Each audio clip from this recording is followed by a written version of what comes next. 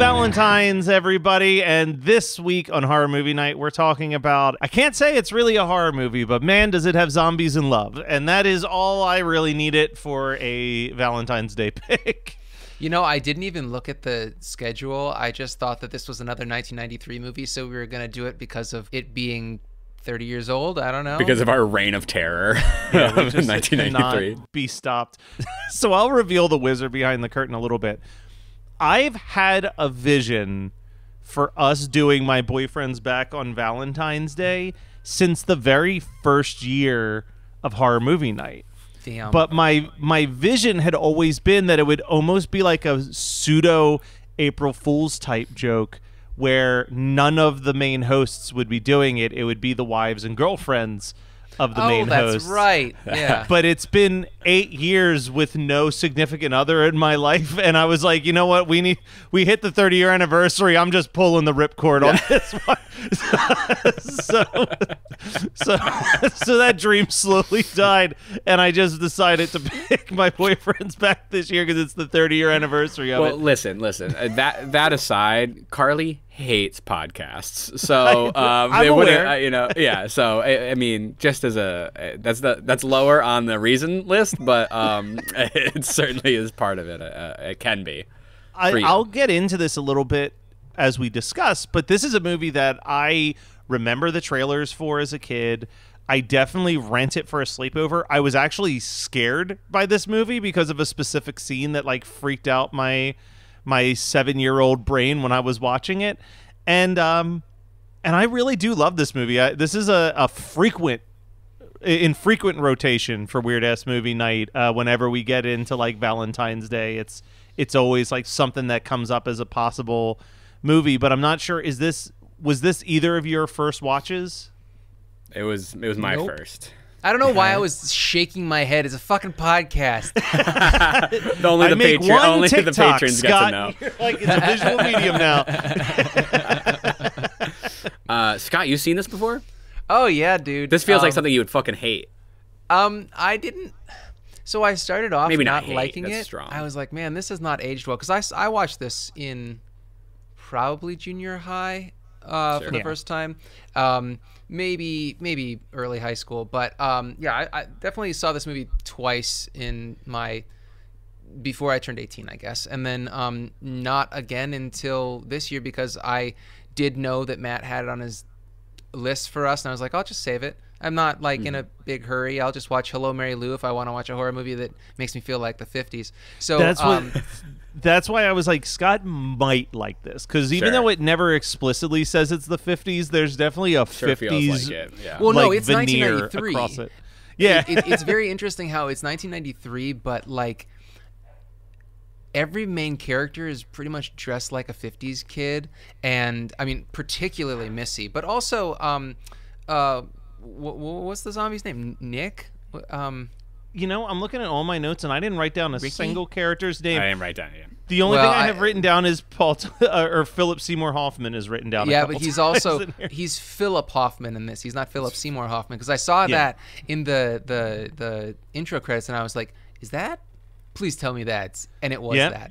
It was so good. So also, good to as a see him child, pop up. was he wearing like a Scott Furcus hat, like a coonskin cap or something? It looks as a like kid, it's I can't pretty close remember. to it for sure. Yes. Yeah. When he was a kid. Yeah. So I watched this movie at least twice before this, and it didn't really age that well, in my opinion. You know, like it's fine, but it's very heavy-handed in how it's trying to make this joke about prejudice against the undead, and maybe that was funnier in 93, but I think it is not a great look in 2023 because it's making light of some serious shit, you know?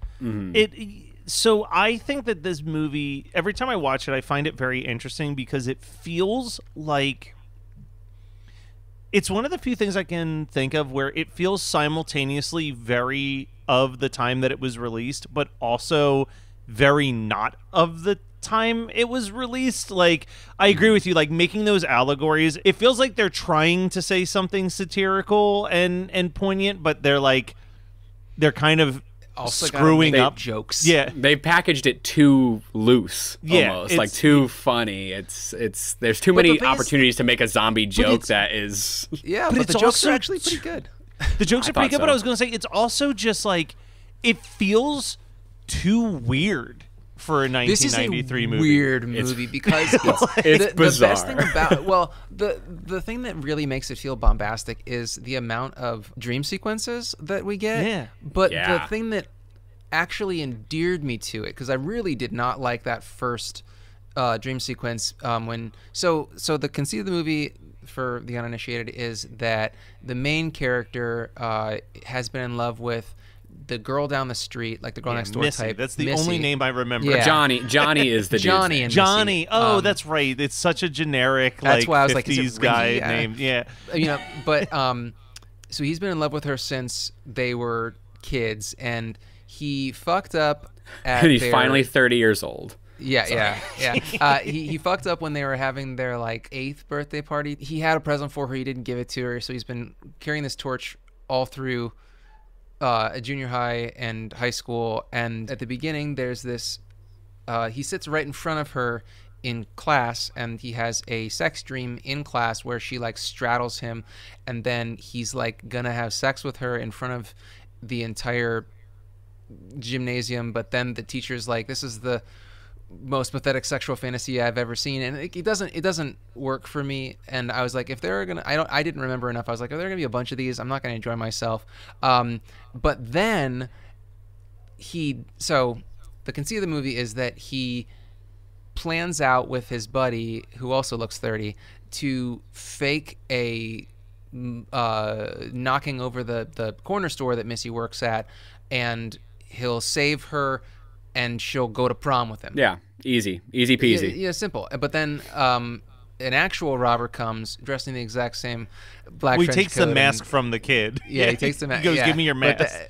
and then Double robbery. Johnny gets shot and immediately comes back from the dead. And then immediately when he goes home, his parents are like, okay. That Everyone's is the so best part accepting. about it. Everybody except for the racists, you know? yeah. Like that's what Yes. I do. That joke works Yeah. a lot. It has a lot more leverage than you'd think in this film. I just totally. I mean, I had no context going in, so then when everybody just buys zombie lore, like it's fantastic. And it's not like it's happened before, but it's that it could happen. And it did well, it happen, had happened, and it's yeah, not, but or like it's not a regular thing. It's just like, oh, okay, I guess you're the dead kid, you know? You're the dead kid. Like now, now we'll deal with you. And I guess it has because the cemetery keeper I is did like, write don't his go name out down. there. Murray. Murray is great. Murray. Yeah. Murray is really good. Did you catch some of the lines that they say when he's dead? They're like, I think it's the dad goes, "Bye, son. Be nice to God." Yes. Amazing.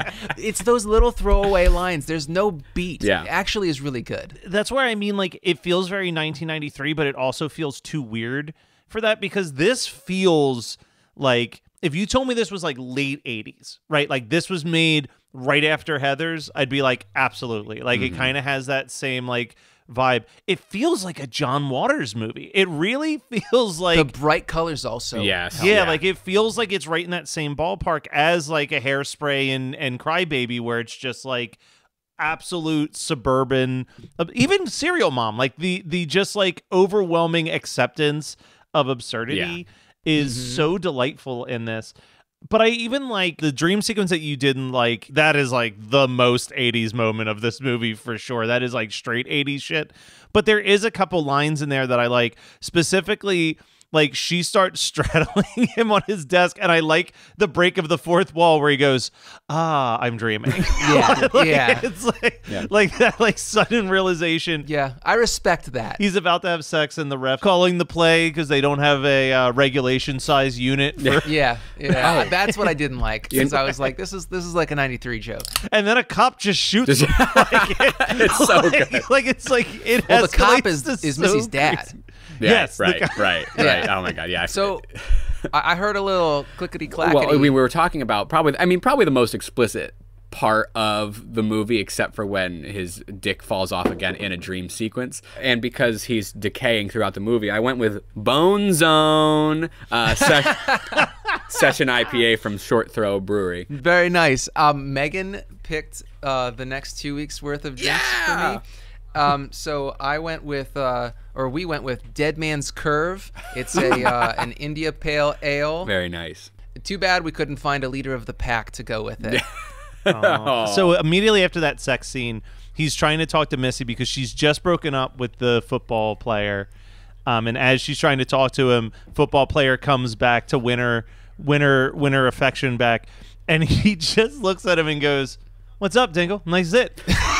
But he says it in like such a cool, like it's not even like a dick way. This movie's that he says I was it. expecting him to be that way the whole time, but then he just turns into the stereotypical asshole jock boyfriend. I really wish that they would. I mean, I know that we're asking they just a lot leaned into from him being chill and cool and kind of accepting. Yeah. I mean, I know that it wouldn't have really served the purposes of the full plot of the film, but it would have been a lot more fun. I get what you're saying, Matt, about this feeling a little bit late for its time.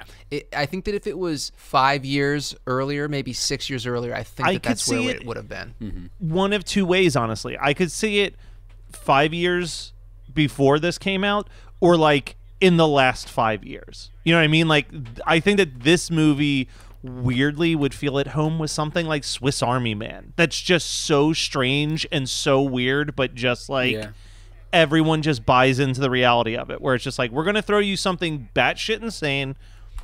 Everyone buys into it, so you have no reason to question it while you're watching it either. The only thing that I think wouldn't work is that it's a zombie movie, right? So it's like, other than that, like because it's directed so fucking, like, in my opinion, so well. I think the writing and the concept is a little all over the place, but all of the fucking funniest lines are directed so well, particularly all the ones from his mom is killing his mom's amazing. The doctor is I laughed every time the doctor was on. There's one line that he says, he goes, "We don't usually see this much activity in a dead person," and he just like the way that I can't do it any justice, but the way that he delivers it is like, yes, it's a surprise, it's hysterical that I'm saying that there's no activity in a dead person, but I'm also not gonna admit that this is a joke. He's just baffled that there's this dead person in front of him. It's so funny. I think that's the secret, right? Like, no one makes jokes about the absurdity. They just say it as if it is a matter of fact type thing. And what's crazy, I think the craziest thing about this movie, to jump to the ending, is that with all of these dream sequences, it would be so easy to buy it. Like, this movie could turn out to be all a dream while he's like in the hospital after being shot. This movie could end with the doctor rejuvenating him back to health, but instead the reality of the movie is that he was in fact dead. He did in fact come back as a zombie, but that the angels in heaven fucked up and he wasn't supposed to die. Right. Bad paperwork. And they need an audit up there. It felt very Bill and Ted. Yeah. It is. It's again, so like, you're crazy. talking. Yeah, like it's the time period. It's just they had so many clean exit points that would make sense within the logic of the film, but for a film that exists without logic to begin with, of course they end with the most illogical twist. Like, I almost think that there's like a brilliance to that, where they're just like, it's almost linear, almost completely linear. It's like they're trolling the audience every step of the way. Like, they're constantly making you think that they're gonna go left, and then they take the movie, like Philip Seymour Hoffman killing himself. It's chaos. It is. How many weird ways that this movie goes. Does this movie have a release other than VHS? Does it have a? I've seen it. I got the DVD. Okay, there's an actual DVD release of it. Yeah, there's an actual. There's no features on it, but it's. But it's. I think I've only seen a VHS PS release. So a line of dialogue when you're talking about like people delivering lines. The scene where he's trying to get Missy to agree to go to the prom, and she's at the hair salon. And he goes, "I ate Chuck for you." And one of the girls goes, "My God, my boyfriend won't even pump my gas for me." I don't mind the absurdity of how she falls for him, because it's just so stupid. So stupid. This is how Carly and I fell in love. So it touched my heart. Yeah, the parents, especially Edward Herman as the dad, just like so sitting good. there. Dude, they just her like stealing the kid from the grocery Yeah. store. Oh, the first kid that they steal. Oh, yeah. It's the kid that they steal. They're like, we brought you a snack, and he goes, it's a child, and she goes something along the lines of like, there are starving children all over the world, and the best friend, I think, or something, is like, yeah, my parents say that to me all the time. Yeah, my parents use that line on me all the time. Such a weird throwaway. But then as the kid's there, Philip Seymour Hoffman's dad and a mob show up to re-kill the zombie, which, yeah, that's gonna work. And the mom, Johnny's mom, goes, we know how hard the loss of a child is. We just lost our son a few days ago. It's just those jokes I didn't really hear that one. work. Well, even the naming of Philip Seymour Hoffman's character's name is Chuck. His dad is Big Chuck, and then the child that they stole is Little Chuck. Little Chuck. I did not catch that myself. So after that whole thing, Johnny goes to the salon, and then he gets Missy to like leave with him, and they're talking, and they're about to like, I think they're kissing yeah. on the sidewalk. Yeah. The best part about it is that the boyfriend shows up. They call her like a little zombie slut, and she's like, I'm not a slut. And then somebody else calls her a zombie lover, and then somebody gets really hyped up and goes, whore of the undead, which is such a silly amalgamation of words that I just had to write it down. Yeah. But we're right after that, at the very end of that scene, they had to do reshoots on that scene, and I know for a fact that they did, not because of any bit of IMDb trivia, because I did not see it in the trivia, but because it's so glaringly obvious that this is such a low-budget film. Missy is wearing this amazing little number where she's got her hair in like a high ponytail, and she's wearing a really tight black sweater with like a turtleneck or whatever, like a mock turtleneck, and then she's got like a black patent leather belt and like a polka dot pencil skirt. Totally fine, that entire scene. And then when she's leaving with her dad and Johnny to go back to Johnny's house for that dinner scene, she's got a huge wet spot on her left chest, the side of her chest, and it's like, I want to say that they're on a lot and a bird shit on her boob. That's what as I was watching, I was like, they had to reshoot it, or maybe they didn't reshoot it. They literally they were on such a schedule that they were like, well, I guess we're just gonna put some water on your breast, and we're gonna shoot this. It's not like it's not hidden, and it's not also the very last shot of that scene, because she gets in the car with her dad and Johnny, and her shirt is normal. So it's like something happened. Yeah. I don't know what happened, but it's just wild.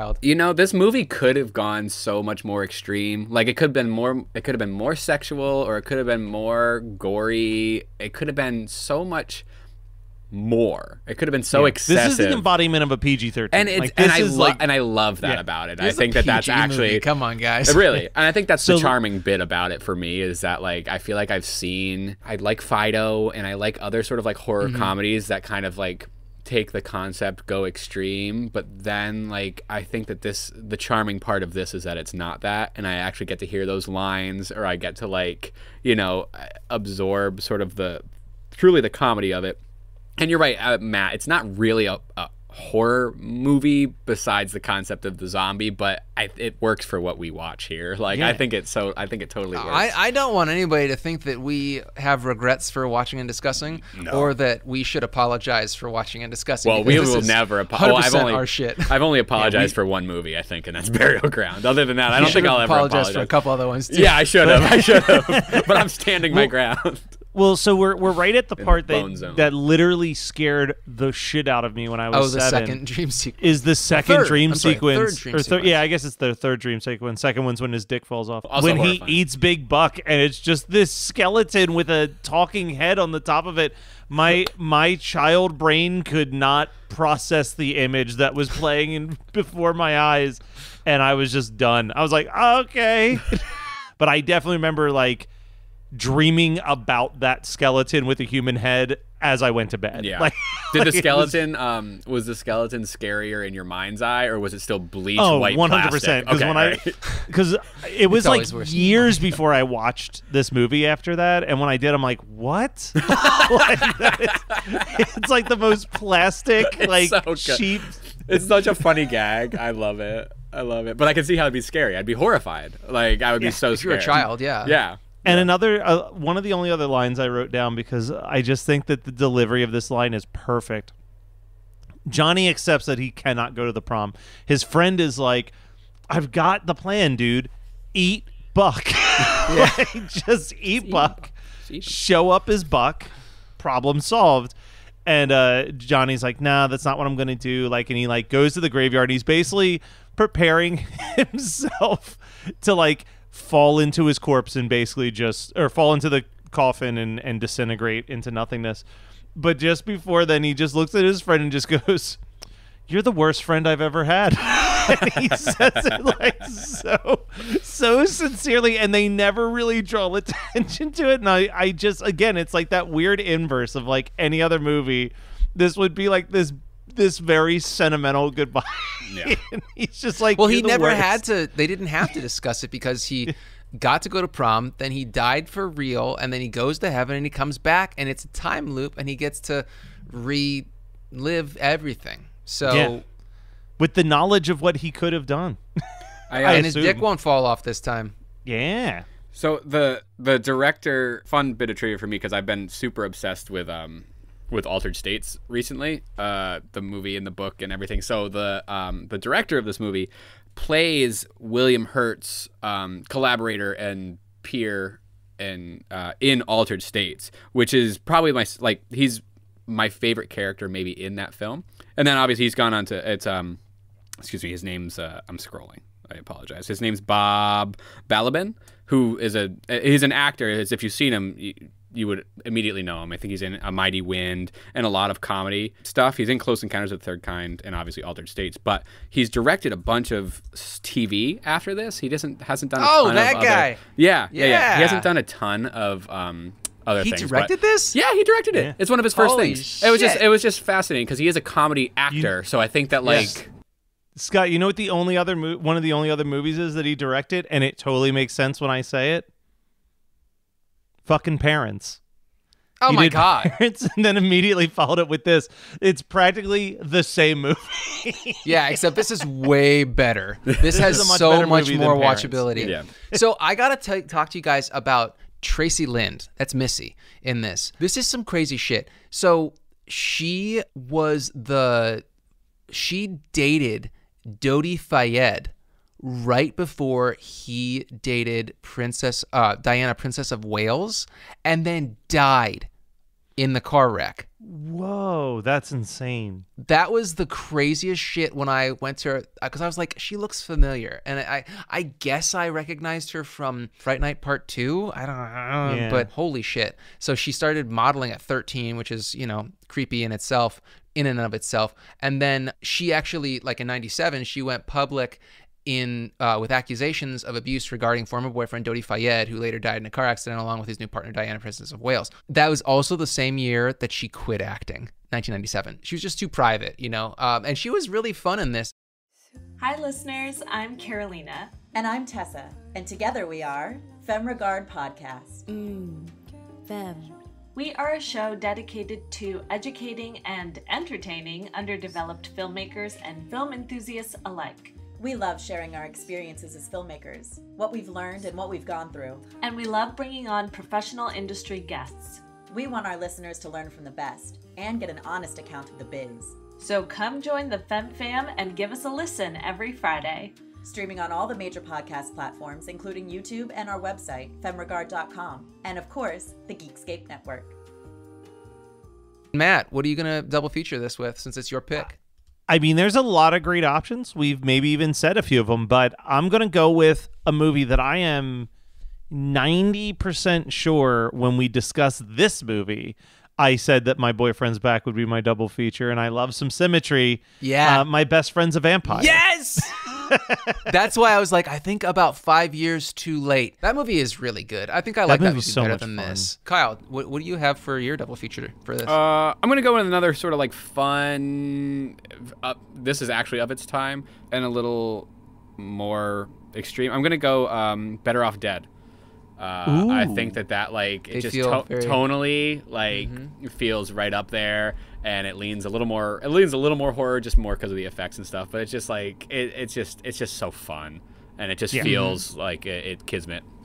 Yeah, good old Savage Steve Holland, Yeah. man. Came in, did his 3 movies, created Eat the Cat, and got out of here. If I was really gonna try and have a good night, I would go with The Lost Boys, just because of the Ed Herman Edward connection. Herman Yeah. connection. But we did not mention the Blink and You'll Miss It cameo of Matthew McConaughey in That's the right. hallway, and you could easily go TCM Next Gen with this. You could, you really could. You shouldn't, but you could. Oh, Kyle would. Kyle may have done that double I watched feature that double last feature night. with everything. I watched. Yeah, if I you have do time, that, your friends are gonna look at you and say, "You're the worst friend I ever had." Could you imagine? You're like, hey guys, tonally, like I'm gonna match this movie with something that's totally gonna work. Like you'll love it. TCM Next Generation. I don't think that actually matches with anything, Scott. But I love that. I do want to throw this out there. According to Wikipedia, Renee Zellweger was in this and her scenes were cut. So that just makes that double feature What? all the better. Are you kidding me? That is I'm insane. dead serious. That's nuts. What? Sean S. Cunningham is really, really good at putting some people on the map.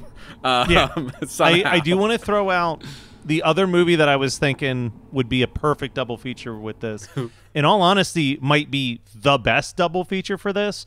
Side note, was definitely the double feature when we watched this at Weird Ass Movie Night. Tammy and the T-Rex. Yeah. Oh. Oh my God. Like, Yeah. Like humor, color, like the color scheme, the tone. The entire concept. Tracy does look like Denise Richards.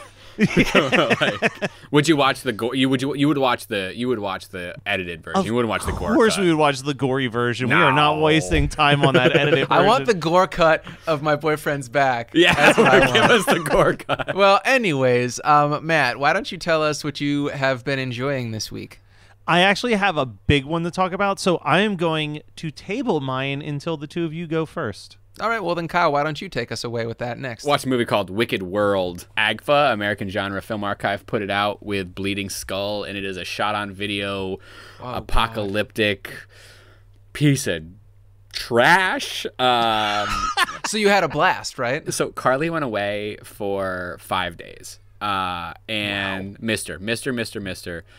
But I was able to watch at least one movie that would not have been on our television if she was even in our household, and that was Wicked World. That's what married guys do. Like, you know those memes that are like, guys that don't cheat, what are you doing? And it's literally us just watching horror movies or like trashy movies that our spouses don't want to watch. Yes, no, I think absolutely. you're understanding my lifestyle as a person who lives alone all the time.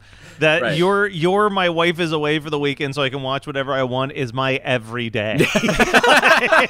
But like, Should you we know, be laughing at this? I'm like, what's this Disney Plus just added My Ghost Stories season 1? Sure, let's watch this bullshit. Why not? I don't have much to say about it other than the producer of the movie Things, which produced this one. This is his next movie, and What a surprise. man, it's just. I mean, the movie is a fever dream itself, and you add that with Doritos and not being with my wife, and I'm just I'm just a lost cause. I don't really know I don't know how to explain it.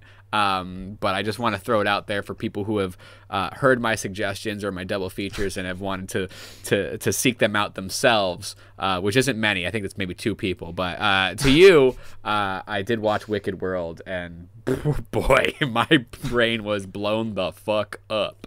It was crazy. So anyway. All right, Scott. I am not finished with it, but I did say last week that I was going to start a new book that I was really stoked about. Megan and I are both starting it. I bought a physical copy. She bought a Kindle copy. Hellbent, which is by Leigh Bardugo. It's the second Alex Stern book. It's the sequel to Ninth House, which I was screaming about last summer. It's really fun. The thing I love most about it is that it does the Scream 2 thing where it ups the ante like a good sequel should, but in surprising ways so far. I mean, like I'm halfway through the book. I'm literally at the halfway point of the book. Really, really fun. Highly recommend it. I took long enough to get around to watching it.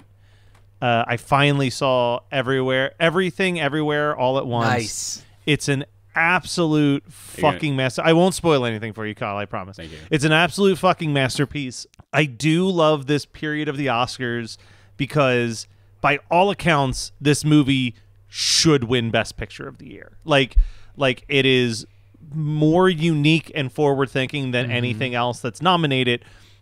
But then it's like, well, this is not what the Oscars would normally pick as a winner, except like the last couple of years, it's been like Parasite or like these kind of more unique movies. So now it's this must be what like sports fans feel like when they're watching their team play, where it's like, oh, they could go up against the odds. Like, I am so invested this year in the Oscars just to see if this movie can go the distance. Yeah. Like it's got more nominations than any other movie this year. Like most of those it should win, like especially the acting. Like the acting in the movie across the board is unbelievable because every actor is playing like 9 versions of themselves. Essentially, like I'm so excited to see what happens, but I'm also like emotionally prepared for it to go to some like kind of boring bullshit, but like whatever. Definitely see Everything Everywhere All at Once. It's fucking brilliant. It's so much fun. It does it like it both does and doesn't feel its length because like it's a long movie, but I couldn't tell you what should be cut. But like it's so fast paced and fun that it's like you can tell you're watching a 2+ hour movie, but like you don't care because it's just moving and you're having a blast with it. I love that. So, I mean that's when you do it fucking right. You know, like that's when it's done right. I think you would agree with this, Scott. It feels important. Like the movie just feels important when you're watching it. It makes you feel changed. Yeah. Yeah. Which is Beautiful. hard for me as a 40-year-old man. Sure. To have cinema make me feel that way. I don't know if this is a great analogy, but I feel like it's such a fresh take on filmmaking. It feels fresh the way that the first time I saw Eternal Sunshine in 2004 felt. I mean, I don't feel as emotionally close to Everything Everywhere All at Once, but I feel like they are the same genre. Yeah. No, I agree with that. Interesting. What I would say is with a lot of those movies, and this is weird, this ties to a conversation I was having with someone else. I don't even remember where we were having the conversation. Movies like Everything and Everywhere All at Once, that, it does remind me of Eternal Sunshine in this very specific way, where one of the things that bums me out is that music videos don't matter anymore. It's pretty niche. There was this period, especially in the heyday of like the 90s into the early 2000s, where you were getting Spike Jonze and Michelle Gondry and these dudes who were not only like creating these visually stimulating 5-minute short films, but then they go on to be filmmakers that take everything that they learn from doing those out there music videos and applying it to filmmaking. And I do feel that way. I feel like the Daniels have more of a music educate or more of a filmmaking education from like Bjork music videos than they do from a film class. The music video is this very specific, refined art form that sadly fucking means nothing anymore. Well, dude, I think you're right. It's of its time.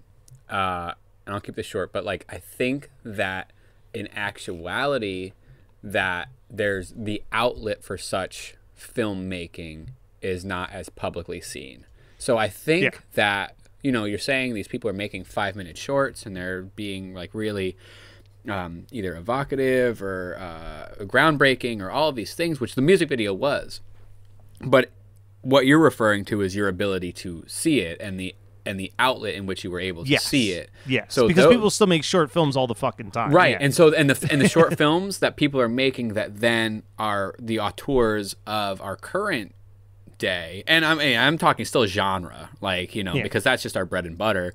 But I mean, even the people like Ari Aster, even the Daniels, even well, how many of the original non-remake? How many non-remake horror films are feature-length versions of a short that they had run at a festival? This is exactly what I'm saying. So I mean, there's a finger on the pulse, but those shorts either get eaten up and taken out of the eyes so that the feature can actually make the impact, or the proof of concept, or the other previous film that's not connected to the feature, whatever it is, it just doesn't get seen because there's not either an interest in short films or an outlet of which people seek them out. No major streamer really is putting out those short films and that they people really can get to. should. They fucking should. I mean, they absolutely should. But I think they make stuff for everything fucking else. Like I don't understand why you couldn't do like Love and Death and Robots, but just with short films that have just finished their festival run. Don't put these thoughts in my head and not let me have them. That's what I mean. But that, what I mean, Right. and I'm calling out to you, Shudder, because God knows Netflix isn't going to do it. Well, Shudder's certainly dipped their toe they're trying. in. They've put out some shorts. They haven't done enough to. They haven't done enough. But it needs to They need to do be. more. They need to treat it like an actual series. Yeah. You know what I Yeah. mean? Like they need to like, hey, we're going to drop a 10-episode run of this weird horror shorts. Sell it as an anthology. Sell it as a bite-sized anthology series. Or something. and they put up all the. I remember when Etheria Film Festival came out, and they put up all the Etheria shorts, and I mean, Etheria's been doing amazing stuff, and they keep pushing forward, but they super need the support of people like Shudder to keep getting those filmmakers out there, and keep getting those shorts out there. And I hope with the turnover in management and the things that are going on over there in AMC and Shudder, that stuff doesn't get lost. I worry, and I don't need to put my worries upon you, listeners. So I will stop. I'll worry about those when I try to fall asleep tonight and not here on the podcast. But just think about a skeleton with a human head on top of it. It'll be fine. Yeah, that'll put me right to sleep, Matt. So that was My Boyfriend's Back from 1993. Happy Valentine's Day. If you think we're done 1993, you're still Strap wrong. in. So stay tuned for even more of that next week on Horror Movie Night.